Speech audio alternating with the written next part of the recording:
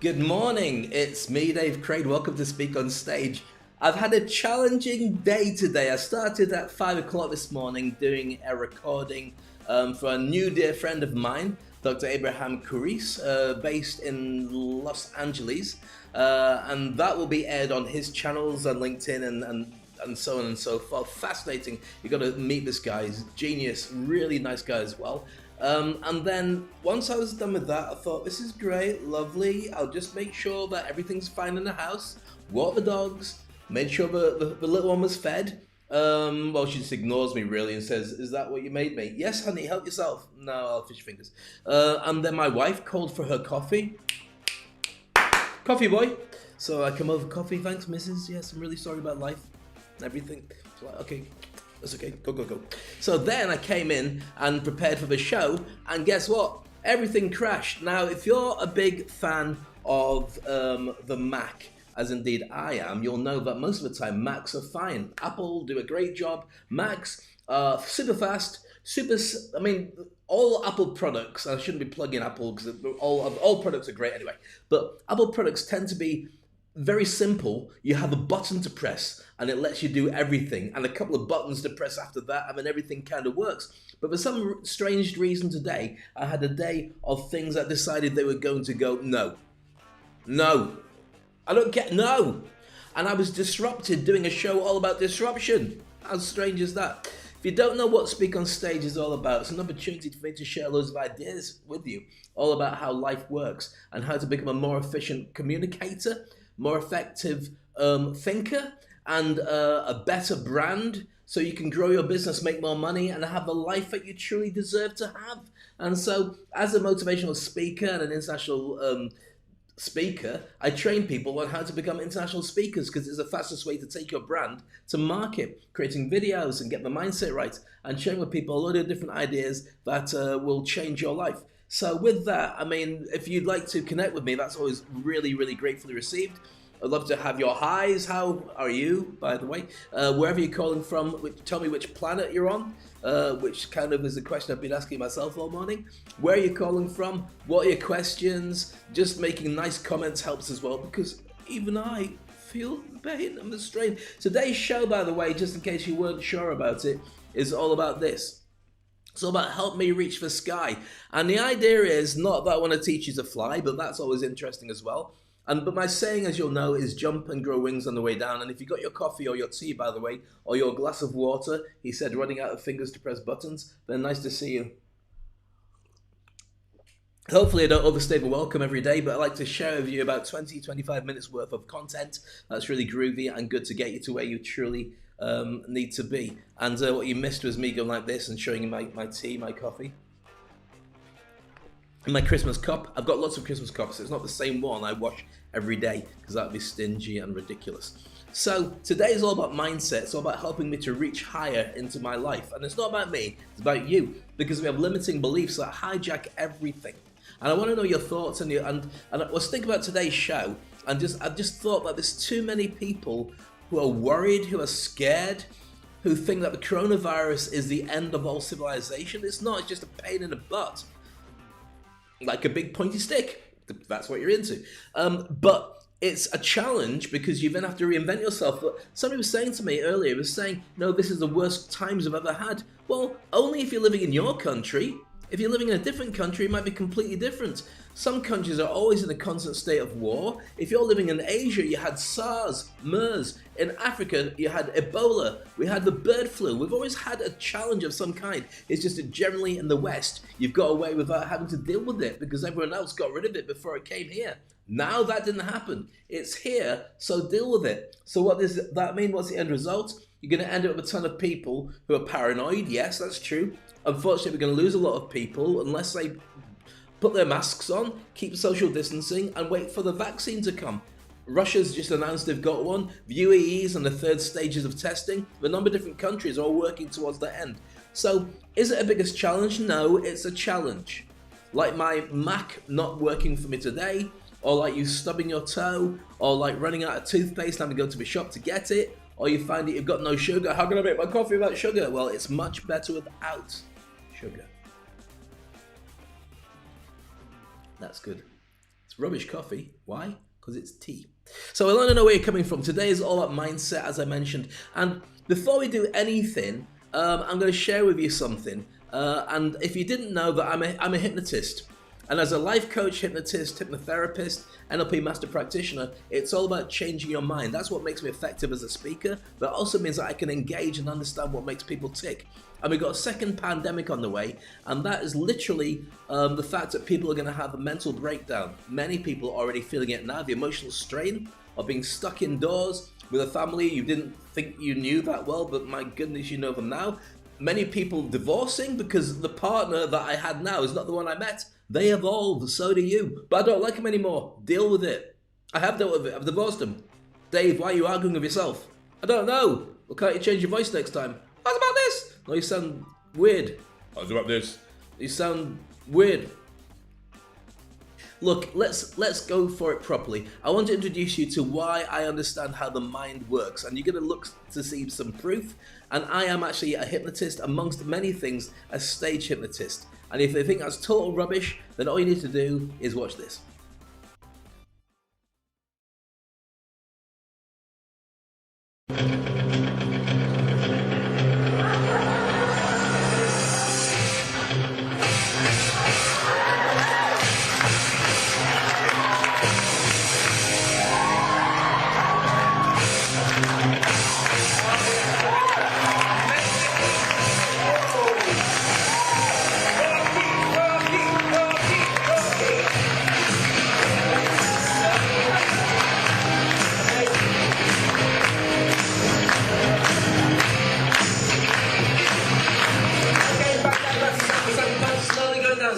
Slowly going down, be conscious, slowly going down,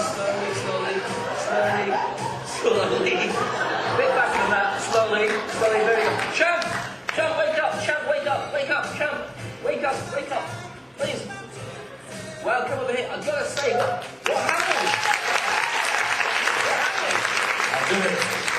Did you get caught off guard? Did you get knocked out? Oh yeah. What happened? Did you see the punch coming? No. Well, I've got to say I'm very surprised. Now, I've got to say, did you get caught off guard as well? I can't believe it. It was just a stupid punch. I just fell down. I didn't even feel the punch. I just fell down then. I didn't get the punch. I just fell down. I've seen you fight so many people. You both fight so many people. And the thing is, you actually became the best in the world at fighting men and women. I'm going to ask you, who was the hardest person to fight? Was it Mike Tyson, Evander Holyfield, or Lennox Lewis? Of those three? No, it was Rocky Balboa, man. Rocky Balboa. He was tough. Absolutely. And how many rounds did you do it in? 2 man. 2 rounds. How many did you get Rocky in? 1. In 1? Oh, I didn't put in 1. I've got to ask you, one thing that's very important is obviously you're in amazing physical shape. When you train, how do you train? What do you do? I work out, and I work out. How many hours?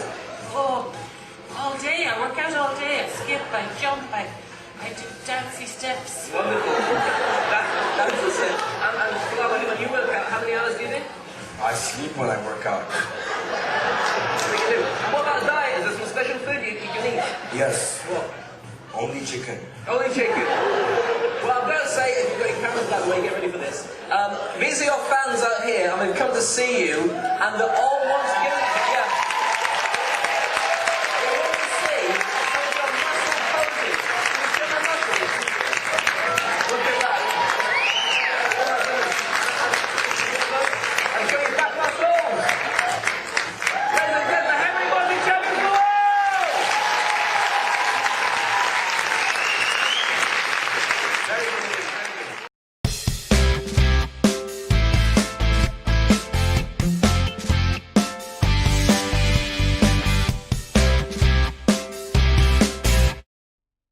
So if you just joined me, welcome to Speak on Stage. I'm Dave Crane, and that was a clip of me doing a hypnosis show. It is real. What you see is what actually happens. I don't get people out the audience and say, please pretend, because what would happen is they'd just tell people that I told them to pretend.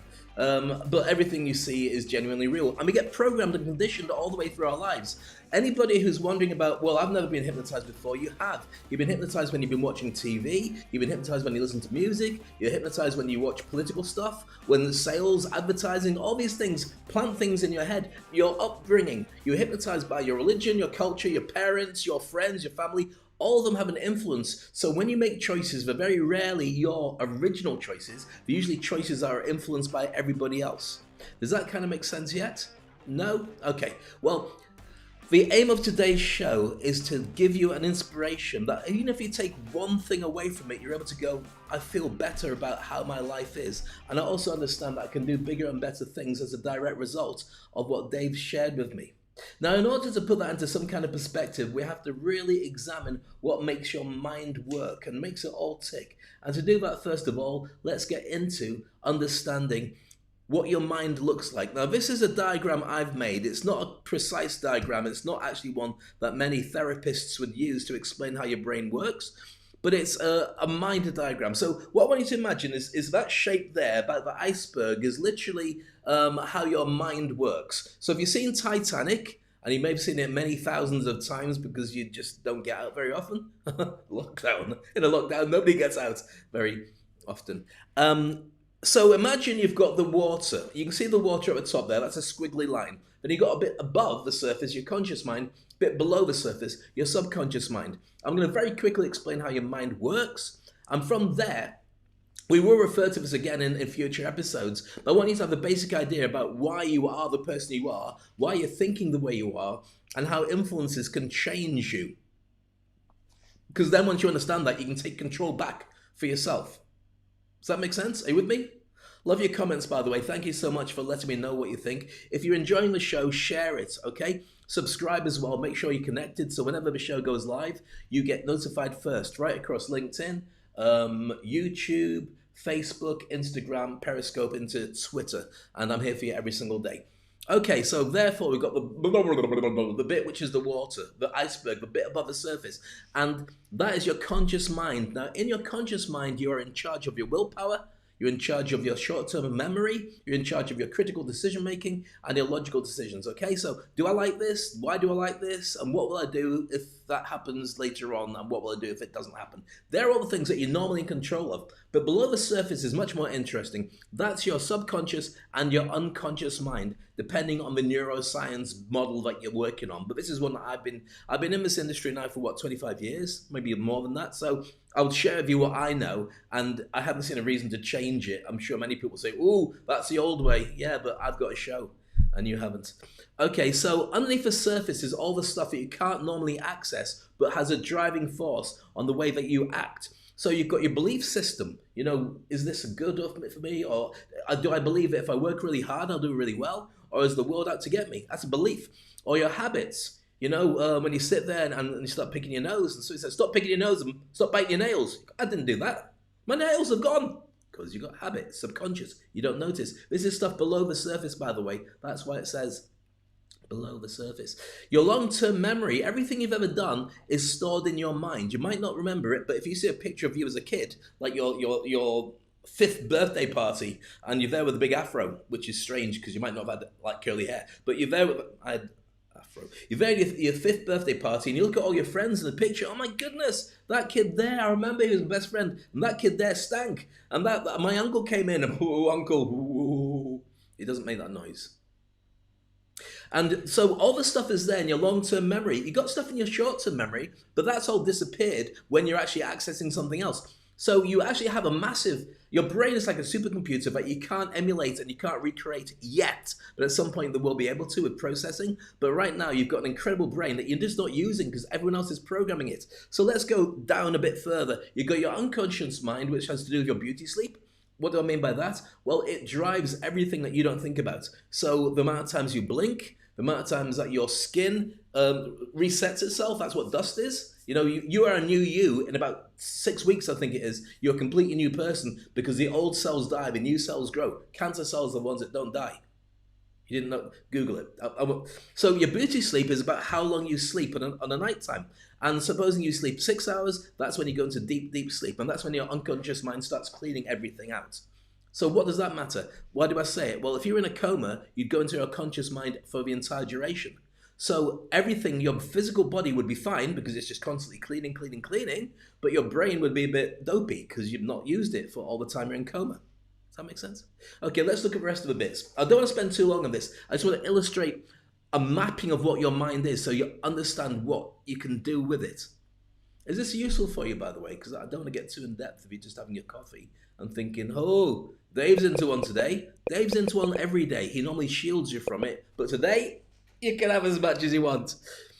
So your values, your system that's set up usually by your family and friends or the circumstances around you, the value that you bring to people, the values that you believe that if I do good stuff for people, other people will do good stuff back. That's a value. Or if I do good stuff, people are not going to help me at all, so I don't care what they think. I find a wallet, I'll hand it into the police. Or find a wallet, I'll look in it because the police are going to do the same thing. I might as well get there first. Those are values and beliefs that you've already got. Your emotions. Are you having a good day? Are you having a bad day? Hopefully by joining me every single day, you'll have a good day because Dave cheers you up. Hopefully you don't watch it and go, I hate you, Dave. I just watch it to see if you're going to mess up on your show. Many times. Knock yourself out. So your emotions are under the surface and they're normally affected by everybody else. Most people don't know how to change it. But you can wake up and have a really good day, and then somebody tells you something, and then you have a bad day. I hate you. I don't hate you. But this could say I hate you, and suddenly you're having a bad day. Or you could wake up having a really bad day, and somebody says, I love you. I do love you. And then your day feels better. Well, why are you letting other people change the way you feel? You should be able to drive that yourself. And that happens when you take control of your subconscious mind. In there as well, your protective factor. From a child, it's like a security guard that tells you some things are good, some things are bad to protect you. But as you get older, those things that it's told you were set for you at young age. So it's not helping you now. You have to reset that protective factor. Like self-talk. Self-talk saying that if you pick that up, you're going to break it. That was a well-meaning adult, parent, teacher telling you not to pick up a glass of water. It's plastic. Still not allowed to pick them up. The environment. But when you're older, that same don't do it, you'll break it affects you when you're going for a job, or affects you when you're going to talk to somebody you find really attractive, or doing some challenge that's going to challenge you. You go, oh, I'm not going to be able to do it. Why? Because that protective factor that stopped you hurting yourself as a child also limits you in your belief system when you're older. So we'll go on about how you rephrase it and change it. You got your imagination there, you got your senses. Your imagination, what I think about, daydreaming, all the stuff you're told not to do at school, but then your boss at work tells you, I want you to come up with an out-of-the-box suggestion. And you go, I don't know what to say. What's he going to say if I say this? I'll look stupid. I can't use my imagination. I got told not to. Or your senses, which is your ability to experience everything and store it. All this is in your mind, under the surface. And you can tap into that properly and use it to program yourself. When people are in hypnosis, I'll just do the last bit and I'll explain this. Your superconscious mind is your link to all things, like The Secret. If I move my head there, you can see where it says The Secret. Yes, linked in to all things. Bit of a plug. So the idea is that you're connected to everything, and it's quantum physics and stuff like that. Prayer, it taps into superconscious mind. I won't even start on that one. It's a big one. I'm not going to go near there. But the idea is that when you go into a trance state, your iceberg turns upside down. So all the big stuff at the bottom goes to the top, and all the little stuff at the top goes to the bottom. So people might not be aware in a conscious mind of what they do when they're doing a hypnosis show with me. But at the same time, I can tap into their imagination, their belief system. I can change all those bits around to make a very entertaining show. Now you're saying, Dave, that sounds unethical. No, it's not. Because as long as I don't hurt anybody and I put them back better than they were before, which is the way that I believe I should be and you should always make people better off than you were before you met them, whoever they are. Even if you have to tell them off, tell them why you had to tell them that, because other people won't tell them, so now they know what they can fix, like a bad restaurant. Get me with that? So as a therapist, I want to stop people from smoking. I can put them into a trance state, take them back in their long-term memory to when they first had the emotions of the need to smoke, and that comes from a need to fit in. When is that? First day at school usually. Then you talk to their memory version of them as a small child. You tap into their value system, their belief system, their habits, their emotions, their protective factor. You change it all around, and you give them sensory perception of not needing to have to fit in, and you change all the times that they smoked or felt that emotion of fitting in, bring them back out of it, and they have no need to smoke. Does that make sense? And then you turn the thingy back upside down, the pyramid goes back like this again, the iceberg, and they're back to their normal state. I will spend more time on this at a later date, but I hope it gives you a basic spin on why this is so vital. Next up, I'm going to show you exactly why this is really important, that you understand how this truly works for you.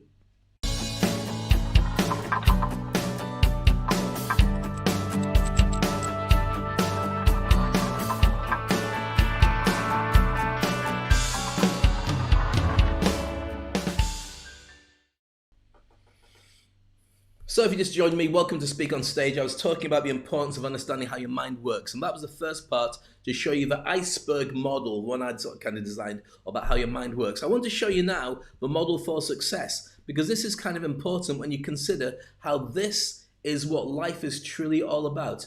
Look at this success iceberg. I've shown you this before in previous episodes. So the idea is, above the surface, this is what people see in your life. Wow, look, success. That's what everyone sees. They don't realize below the surface there's so many things you need to tap into. Persistence, dealing with failure, sacrificing, disappointment, discipline, hard work, dedication. I'll just move to the wrong side. That side, so you can see a bit more of it. That's what people don't see.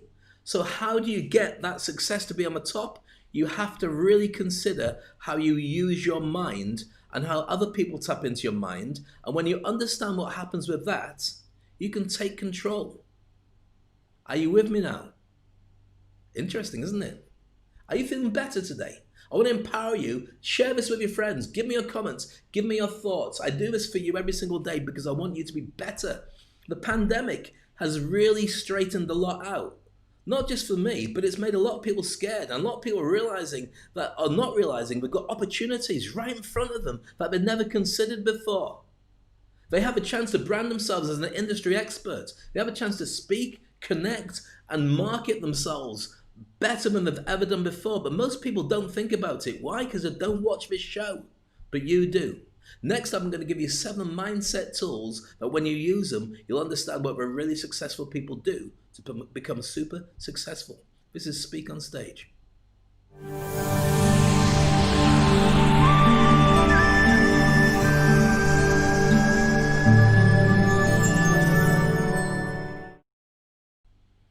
So if you just joined me, welcome back to Speak on Stage. My name is Dave Crane, Speak on Stage TV, and if you want to learn how to become a better communicator, do my entire course. All the modules are available for you on speakonstage.com. When you arrive, you'll see a picture of me, and I probably look a bit like this, without the name tag underneath me, just there. So, 7 things that mentally tough people never do, based on science. And I think science is kind of important. I didn't think in my lifetime we'd ever have people turning around saying science is rubbish, because it's just unbelievable. I was never particularly good at science, and I realize now it's because of a learning style. I'm a very visual person. A lot of the stuff I had to do in science didn't have diagrams or images or videos to help me learn. So that's why I was lousy at chemistry, okay at physics, and biology. You had pictures of people doing stuff. That wasn't biology. Moving on, 7 things mentally tough people never do, and it's based on science, and you'll understand this better now you've seen the diagrams that I've shared with you about how your mind works. Okay, first one is this. They never make important decisions when they're emotional. Why? Think about it. Your decision-making process is above you. There. Your emotions are below the surface. So while they're shaking up and driving your engine, you're not the right frame of mind to be able to make important decisions. You get me with this? Number 2. It all makes sense now. Look at that, Dave. We should pay for this. Yeah, you should. They don't ignore the necessity to make a decision. So they don't say, I'm not going to make a decision. They're successful because they say, I will make it, but I'm going to make it based on certain circumstances. I'm not going to go la, la, la, la, la, and stick their head in the sand and ignore everything. Number 3, they don't draw conclusions without gathering sufficient information. I'll say that again because my teeth are going. They don't draw conclusions without gathering sufficient information. So they don't just do knee-jerk reactions. They read, they study, they get their head round the stuff. Now, I'm actually an ex-BBC journalist, and journalism doesn't mean that you're super smart. My job is not to know what everybody else knows. My job is to be able to decipher and pick out the bits that are really important for me to be able to share what that person knows with other people. Do you get what I mean? So it's cherry picking the important stuff and getting rid of all the stuff that doesn't matter. And so that conclusion, that thought process is kind of very important. Let me just close that bit, which I don't know. I'm pressing the wrong button. Stop it. Keeping control of your emotions when on a live TV show is very important. Number 4 is this. They don't seek information that supports their conclusions. So we're happy to be wrong. Here's the thing. It's called confirmation bias. I think the world is flat because I've only ever seen flat. So therefore, I'll only look for evidence that supports it's flat. So therefore, anyone's got an argument that's the other way will be wrong because I won't listen to it. They don't do that. They find out as much information as possible and then they come to a decision based on what's going on. And they don't assume that others agree or must agree with them. I love it when my wife tells me I'm wrong. Just wish you wouldn't do it quite so many times. Like even when I'm eating or, when I'm sleeping, you sleep and snore. And when, clothes I wear, you shouldn't do it and you're too fat and that beard should be on the top of your head like a Mohican and your glasses should be in your mouth to stop you talking. It's called love. So they don't assume that other people have to agree with them. What we do want to know is what their thoughts are so they can put it into a bag and take out the best conclusions. So you don't want yes people around you. You want people who are going to hold up a mirror to you with different styles. So for instance, an effective company or an effective team is like the Avengers. You got one of them, got one of them, got one of them, got one of them. Diversify different nationalities, different beliefs, different religions, different political backgrounds. Get them all into a melting pot and get everyone's point of views because you're never completely right on your own. The more that you have people adding their choice and sharing with you what they think, the better you are to make a decision that'll be right for everybody, but only if you want to make a decision that's right for everybody. I'll just say this once, 2 words, Kamala Harris. Yay!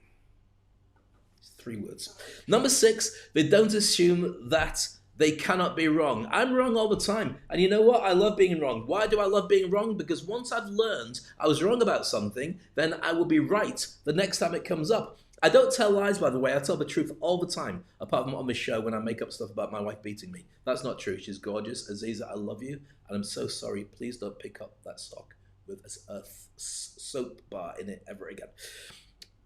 So I love being wrong. I don't tell lies because if you do lie, they say you've got to tell 15 lies for the ones that you told. And then for the 15 you told, you're going to do a lie, 15 for each of them. And I'm not smart enough to remember. So I tell the truth all the time, but I'm happy to find out that my truth was wrong. But I tell you the truth all the time. But I reserve the right in 6 months' time or 3 months' time to turn around and say, you know what I said about that? Oh, I was so wrong. And I'll happily do it to be wrong.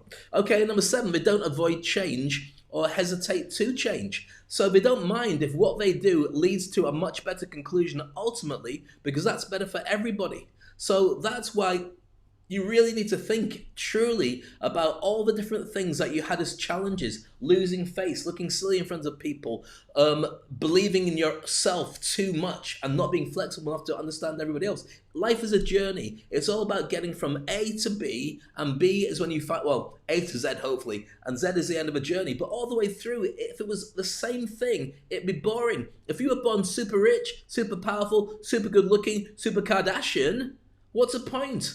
How do you know you've managed to achieve anything in your life if it's all been handed to you? No disrespect to Kardashians. Maybe Kanye West a bit. Speak on stage.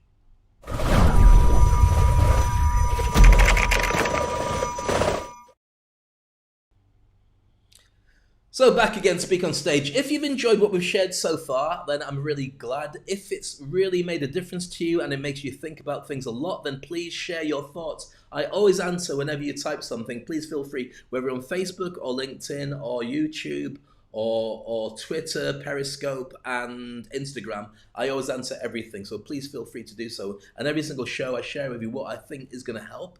And today was all about mindset. I can't really talk about how to change your mind too much. I just want to spend today illustrating the actual factors that are making you who you are. And the fact is, you are not, end of story.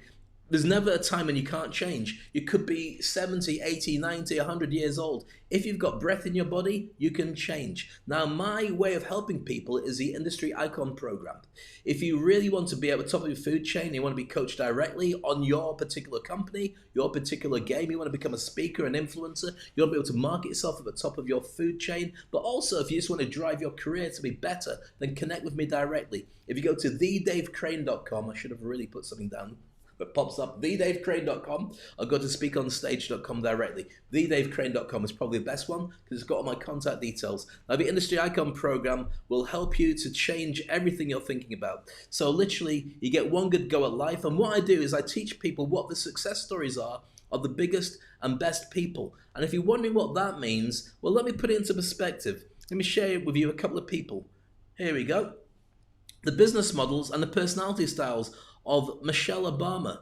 What makes Michelle Obama so successful? Well, when you see her, she's got that big beaming smile, but you also know she's incredibly powerful. Not least the fact that she is married to Barack, that old president. But because of the fact that she didn't disappear underneath him, that sounds wrong. As in, she didn't disappear underneath the shadow of the president. I don't care what we're doing with closed doors. And so whenever she's interviewed, she's not only her own personality, but she's very strong in her own way. And with Kamala Harris being nominated as Joe Biden's second in command, which will date this show in 20 years, you'll look back and go, who? If we're still alive. She could have gone for it. She could have been nominated and would have got it. And many people said she should have run for president because in a world that we have right now, in any country, being a celebrity is major kudos. But think about how that will impact your industry when you start positioning yourself with your personality, your strength, your experience, and also your kudos and your gumption to be able to say, this is me, with my social proof and your branding to go alongside it. Let's have a look at somebody else who we can look at. There we go, Gary Vaynerchuk, who I was with about 4 months ago. Possibly the most influential marketing person on social media. Really instantly challengeable. Some people love him, some people hate him, but you can't ignore him. He dresses the way he wants to dress, he says things the way he wants to say, but he's always smart, he's always opinionated, and 99% of the time, the stuff he says, you go, that's the missing piece I was after. He didn't start this by accident. If you look at his background, he comes from a very hard-working place, and he created a show every single day called The Wine Library that got prominence, and he took his parents' company from $4 million a year to $30 million a year, doing a show on wine every single day. Do you hear him talk about wine now? No. Why? Because he's positioned himself as an expert and a guru on anything to do with marketing. Arianna Huffington, as you know, the Huffington Post, somebody who's very smart but very, very nurturing. Very opinionated, but somebody who you can't ignore. And if you take away the actual business model of these people, and you take away the fact that they have these incredible businesses and incredible amounts of success, you can actually still see them when they're being interviewed as people of quality that you might not have even recognized them from their business. You see and hear and experience somebody who's really knowledgeable. I'll give you 2 more now. We've got Simon Sinek, who you will know from creating the book on why, I think it was. Certainly he had that TED Talk that everyone goes crazy about. Really smart thinker. And I disagree with him quite a lot on many things, but I can't argue with the packaging. The way he delivers stuff, he's very smart. He's got the glasses on, much nicer glasses than mine. Possibly because his make him look like Indiana Jones when he's at university, and mine just make me look like Morgan Freeman or Lawrence Fishburne, who I do like. But what he does very well is he explains things in a kind of big brother way, not quite smart so you're humiliated because he's too smart, but in a way that makes you feel encouraged to want to know more because he draws you in by making things very understanding and simple for you to get into your head with. Does that make sense? So it's very cool that I love that. And last but not least, I'll show you this one. Which is, actually I've got 2 I could show you, but I'm standing in front of Mark Zuckerberg, so I can't show you. All right, Mark Zuckerberg and Oprah Winfrey. Oprah Winfrey is a massive introvert. Did you know that? But you didn't know that, did you? She's a massive introvert and she hates audiences.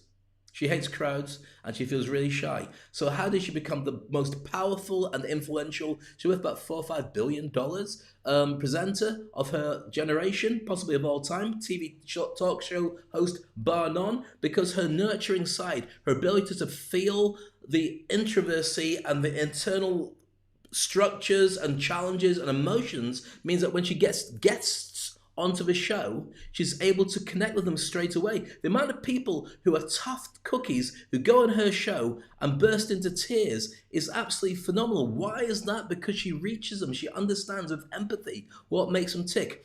When we work together with the Industry Icon Program, I find the version that's you. Not any of them, you. We diagnose what makes you successful. And once you know that in your mindset, the sky's the limit, which is ultimately what today's show is really all about.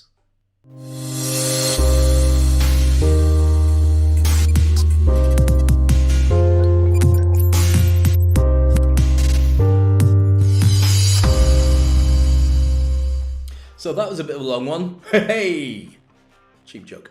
I hope you enjoyed the show. It's all about mindset. It was just an introduction to mindset, to be honest with you. We dealt with hypnosis, we dealt with success stories, we dealt with profiling, what your personality type should be like. We dealt with the stories about cups of tea and coffee, and it's still nice. I've actually got a special heater,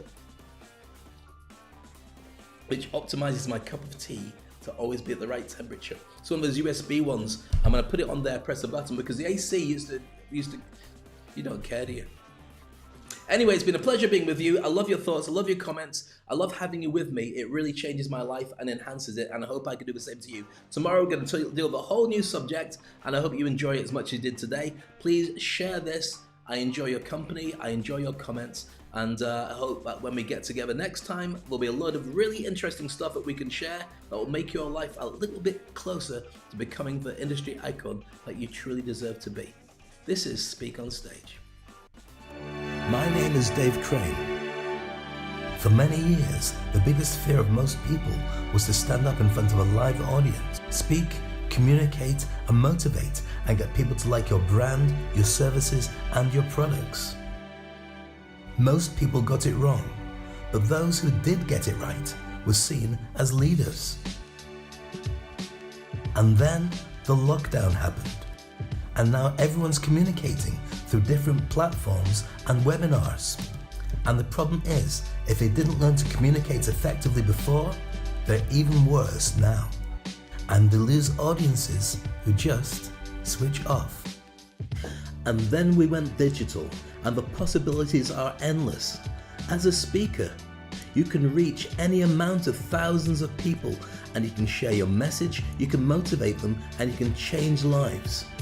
As an event organizer, the possibilities are endless as to how big you can make an event. You don't have to worry about logistics, you don't have to worry about language. You can create something that people can watch in their own time and attend in real time at the same time. As a corporate decision maker and as the owner of a business, you can create your message, you can create a niche, you can get the people from your industry to work with you and make your tribe defined very simply just by putting it online. And what kind of events can you create? You can have a web TV show that dominates your industry and sends your message and your brand across the globe. You can invite in the very best of the industry as your special guests every single day. You can sell through Zoom calls and look after your team the same way. You can also have webinars that unite everybody and tell them about your latest product launches. You can also step into a digital world. Imagine that you could be a digital version of yourself, speaking at a virtual conference. Virtual conferences will change the game.